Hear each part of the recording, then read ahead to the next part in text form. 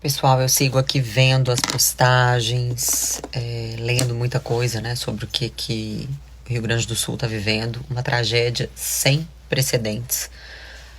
Algo que, honestamente, parece até cena de filme, né, quando a gente olha todas aquelas cidades completamente alagadas e tantas pessoas sofrendo, muitas perderam sua vida, bebês.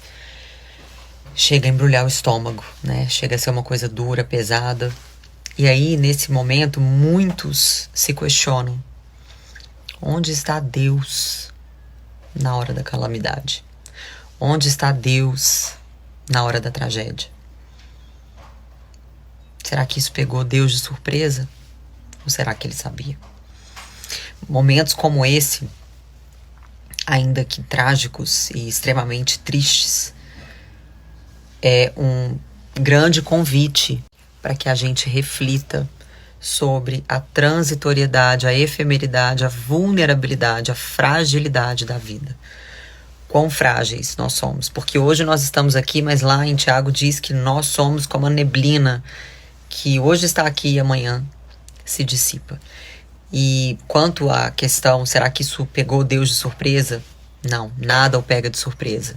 Deus é soberano. Deus sabe de todas as coisas, mesmo antes delas acontecerem. Deus é onisciente e muito mais do que ele simplesmente ter uma presciência, ou seja, saber antecipadamente com relação aos fatos futuros, ele é o dono da história. E a palavra de Deus diz que todas as coisas cooperam para o bem daqueles que amam a Deus. Não algumas, não poucas. Todas as coisas, as boas e as ruins também. E eu quero inclusive usar o exemplo aqui do profeta Abacuque, que viveu um tempo difícil, o tempo do cativeiro babilônico, e ele começa o seu livro, né? Aliás, o livro de Abacuque começa narrando os questionamentos que ele tinha ali diante de Deus, as várias vezes que ele clamou a Deus: até quando, Senhor? Violência, violência, até quando? E Deus não respondeu ele num primeiro momento. E Abacuque só foi ganhar consciência, discernimento e visão e resposta do Senhor lá no final já do livro de Abacuque. Quando ele se colocou na torre alta, quando ele se colocou numa posição realmente de observar não o micro, mas o macro de todas as coisas, e onde ele de fato se conectou com Deus, onde ele silenciou a sua própria voz para ouvir então a voz do Senhor. E foi aí que ele entendeu o contexto das coisas.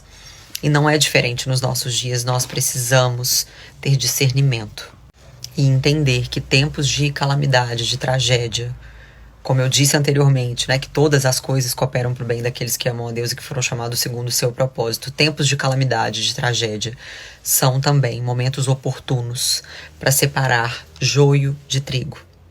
É um tempo oportuno para quem estava na cegueira ter oportunidade de enxergar, e para quem está na cegueira continuar, permanecer ainda mais cego diante desses fatos. E é isso que a gente viu nesse final de semana. O amor de muitos se esfriou.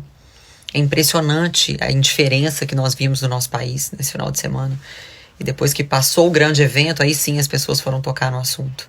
Falta de amor, falta de empatia, falta de compaixão, falta de respeito. Estar ali dando mais atenção a uma perversão, a uma imoralidade, do que ao que de fato precisava de atenção. Nós estamos vivendo dias de inversão moral, de inversão de valores, onde o bem se tornou mal, o mal se tornou bem, onde tudo é relativizado, e as pessoas parecem estar cada vez mais acostumadas com isso. Nada espanta, nada gera espantamento nas pessoas mais. Como nos dias de Noé. As pessoas estão ocupadíssimas, bebendo, comprando, casando, dando-se em casamento, vivendo, simplesmente vivendo, curtindo a vida, como se nada tivesse acontecendo. Mas ainda que isso pareça difícil aos nossos olhos, é necessário que aconteça, porque foi o que Jesus disse lá em Mateus 24, que aqueles dias serão como os dias de Noé. É isso que a gente está vivendo. Nada mais é do que o cenário sendo preparado para a volta de Jesus. Não sabemos o dia e a hora, não sabemos em quantos anos, em quantas gerações isso acontecerá, mas sabemos de fato que isso irá acontecer. E sabemos que o cenário também precisa ser preparado para que isso aconteça. Para finalizar, assim como está acontecendo aqui no Rio Grande do Sul, existem vários outros países também passando por tragédias, calamidades, que às vezes a gente não fica sabendo, não é algo exclusivo só aqui do Brasil.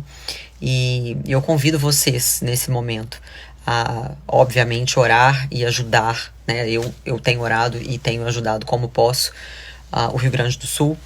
Mas, mais do que isso, eu convido vocês a orarem e a chorarem pelo pecado do mundo, pelo nosso pecado e pelo pecado do mundo. Arrependei-vos, pois, porque o tempo está próximo. O reino de Deus já está entre nós, porque ele já veio e ele voltará. Ainda há tempo. Ajuste os seus ponteiros com o Senhor. Volte-se para o Senhor. Aceite-o como seu único Senhor e Salvador, porque não há esperança a parte de Cristo. Ele é a nossa esperança, ele é a nossa salvação. Essa vida vai passar, mas ele é eterno. Isso que eu tô falando, gente, é muito sério. Encaminha esses stories para quem você ama, para quem ainda não conhece Jesus, porque nós ainda estamos vivendo o tempo da oportunidade. Não sabemos quando essa porta será fechada, porque quando Jesus voltar, a palavra de Deus diz que só convidado que entra nas bodas do Cordeiro. A porta fechou, acabou. Não tem uma segunda chance, não existe uma segunda chance. Depois da morte, a palavra de Deus é clara quando ela diz que a todo homem é dado morrer uma só vez, vindo depois disso o juízo. E fato é, ninguém vai escapar de Deus. Todos, de uma certa forma, encontrarão com Deus no final, seja para o juízo ou seja para a salvação eterna. Então, esse é um tempo de refletir e de agir e realmente voltar para a presença do Senhor, ou conhecer o Senhor e se entregar a Ele, porque, como eu disse, depois que essa porta fechar, não vai ter segunda chance.